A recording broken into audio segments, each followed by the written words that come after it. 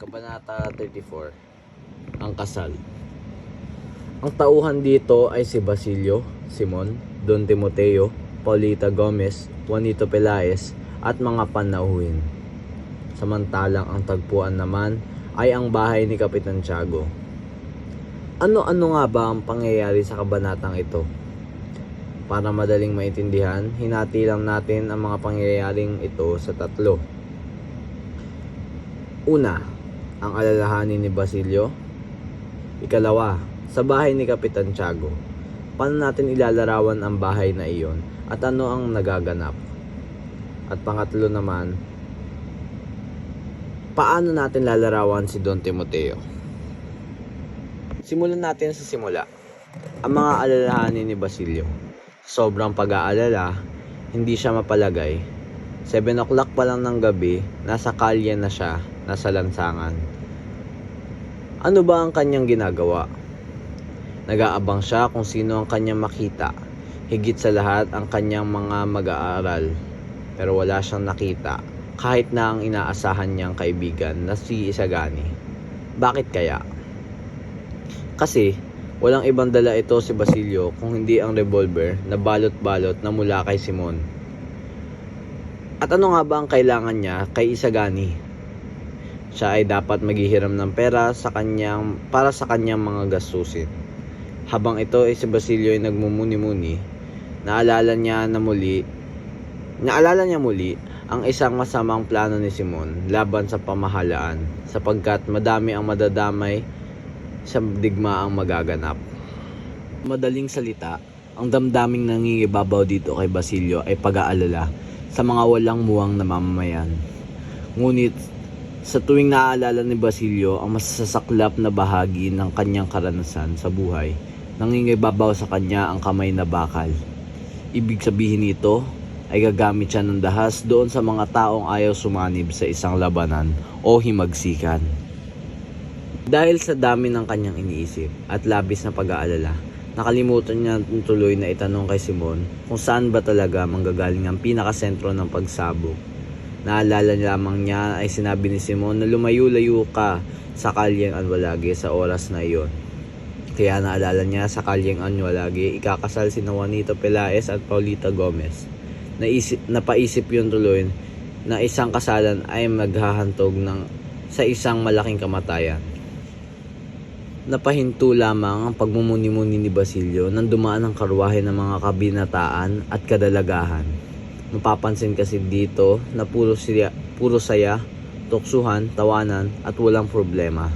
Samantala naman ang sumunod na karwahe ay lula naman si Paulita at si Juanito Pelaez. Makikita dito na bonggang-bongga ang kanilang sinasakyan. Para masigurado ni Basilio na sila iyon, tinawag niya si Paulita at si Juanito. Ito naman si Paulita ay kumakaway habang papalayo ngayon. Ngayon naman, di nagtagal, nakita naman niya ang karwahe ni Simon, na kung saan hawak-hawak ni Simon ang lampara na napakaganda. Saan kaya niya ito dadalhin? Kung babalikan natin sa huling kabanata, ireregalo niya sa bagong kasal na si Paulita at si Juanito Pelaez at doon magaganap ang malaking pagsabog na sisimbolo para magkaroon ng malaking himagsikan. Pupunta si Simon kung saan gaganapin ang malaking kasiyahan na matatagpuan sa bahay ni Kapitan Tiago. Ngayon, nakakapagtaka ay nakita ni Basilio kung sino ang kutsero. Yun ay isang katauhan ni Sinong. Kung naaalala nyo kung sino itong si Sinong, siya ay ang nakaranas ng kalupitan mula sa Guardia Civil nung nagmaneho ito para kay Basilio noong umuwi ito ng San Diego. Kaya iniisip na hindi nakakapagtaka kung bakit si Sinong ay nanlingkod kay Simon.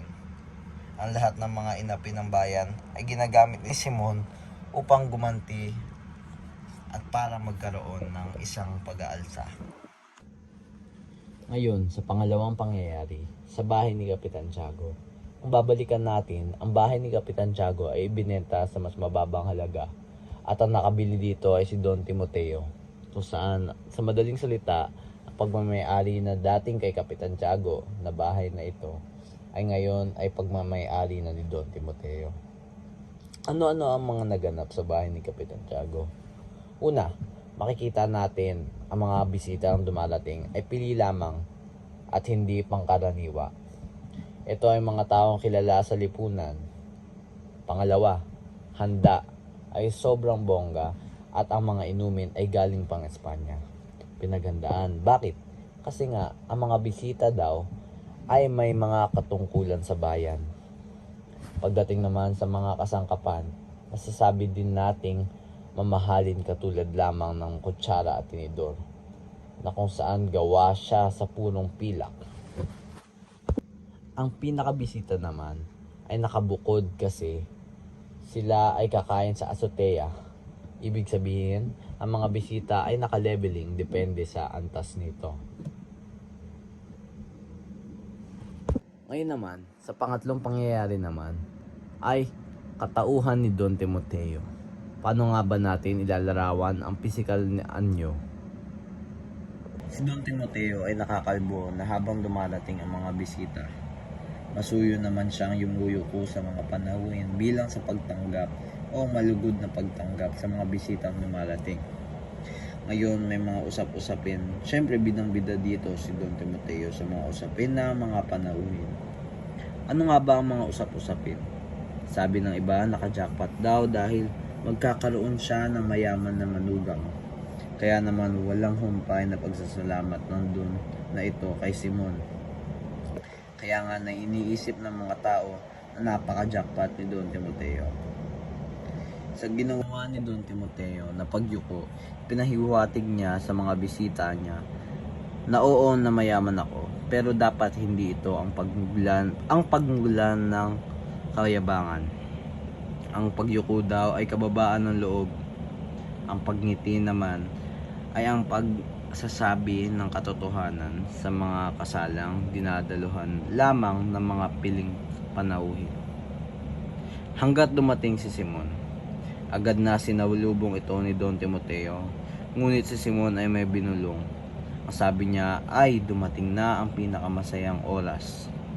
Nung marinig ito ni Don, ito ay hindi maintindihan. Isinagot ni Simon na paparating na ang pinakaswerteng gabi nating lahat. Dahil dito, mas lalong naguluhan kung ano ang ibig sabihin ni Simon sa kanyang bulong. Dagdag pa ni Simon na nabubuhay ako, subalit hindi ang katauhan ko, subalit katauhan ng general na kaibigan ko, Timoteo. Kaya hindi lamang inintindi ito ng Don kung ano ang nais na iparating ni Simon. Kasi parang iniisip niya na lang na pagsasalamat ni Simon ay ipinalalim niya lang ang usapan. Parang inisip niya na lang na nagpapasalamat itong si Simon at ipinalalim niya lang ang usapan. Kaya kumbaga, di na lang niya pinansin ito at nagpasalamat na lang muli itong si Don Timoteo dahil darating na ang Kapitan General. Pero ang tugon ni Simon, ipagpaumanhin daw kung hindi dadating ang Kapitan General. Pero wag daw mag-abala, ang regalo daw ng Kapitan General ay dadalhin ni Don Custodio. At dito nagtatapos ang lahat ng kaganapan at pangyayari sa Kabanata 34.